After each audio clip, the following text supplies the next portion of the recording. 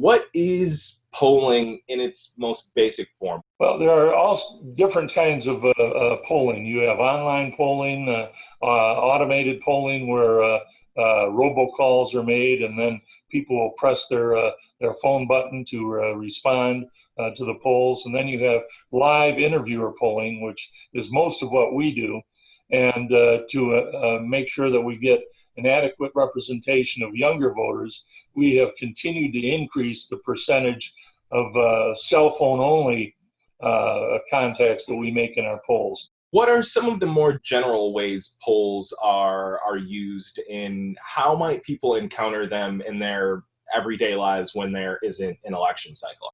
Most of our polls are done for school districts, community colleges, and transit authorities, and quite often it will be to test potential ballot proposals or to just do satisfaction surveys to find out, for example, for a transit authority, why do people ride the bus?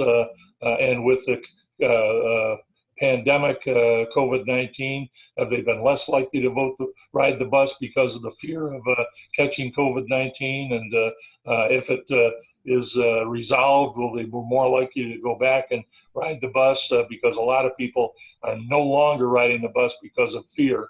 And you have a high percentage of people in Michigan who are extremely fearful of catching COVID-19. And when we ask about mask wearing, you have a very high percentage of African Americans and Detroiters who say they wear their mask.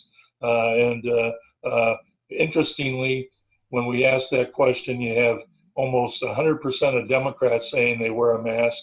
About 12% of independent voters say that they sometimes don't wear a mask.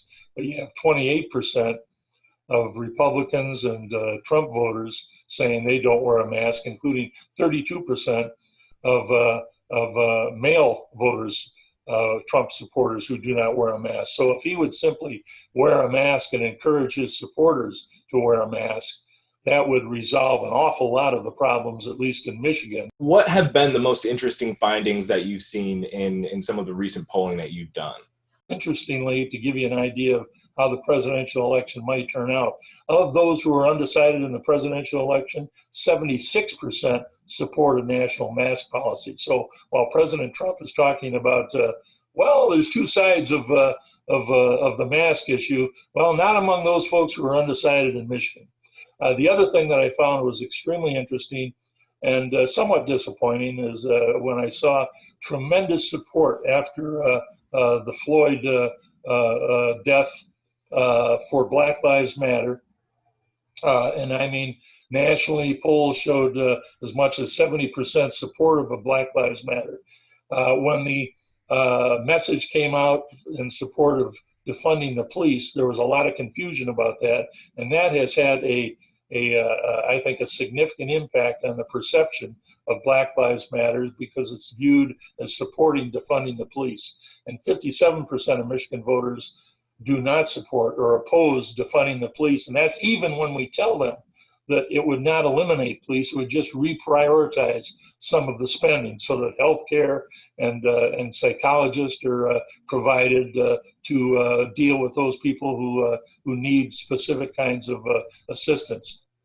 And you look at that, and you have 48% supportive of Black Lives Matters now, and 45% opposed, overwhelming opposition among Republicans, and significant opposition by more than the statewide numbers among independent voters, and overwhelming support among Democrats. However, if you phrase the need for police reform and the need for reform of education and how systemic racism affects African Americans in a variety of different avenues. When you deal it that way, 75% of Michigan voters think systemic racism is a problem.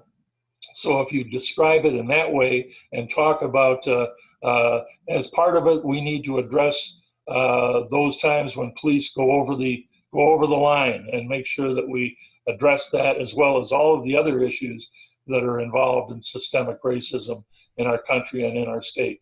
And when you do that, and I would note that recently Joe Biden has been talking about addressing systemic racism, and he's not been referring as much to Black Lives Matter, and that is unfortunate, but that is a result of the messaging about defunding the police.